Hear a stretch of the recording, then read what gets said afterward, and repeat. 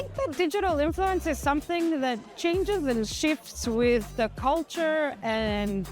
the norms. It's like a vibe that runs through what's happening in popular culture. We did hear at the EU Influencer event kind of a reference to a short attention span as well, whereas things can be very quick, very sharp, and ideas can change very quickly. But what I also see, like for example, in journalism or covering big events, or one of these big events of the year, like the Olympics, for example, like when it was announced that Snoop Dogg was coming over to be the voice of, the Olympics for the US. And I understand that the next Olympics is in the US, but it's like, it did make me think that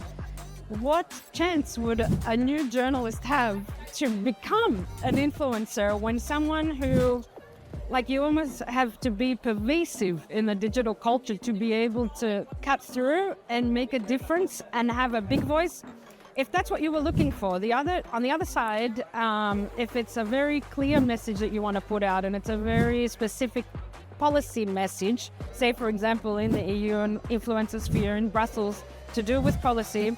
the best for me, I feel that it's to really feel for what would be the best placing of that message and how could it correspond to a particular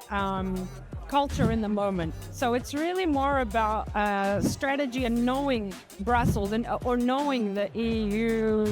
digital sphere more than saying, okay, they have influence, so they will be doing X, Y, and Z. No, it's like you have to actually take a more holistic,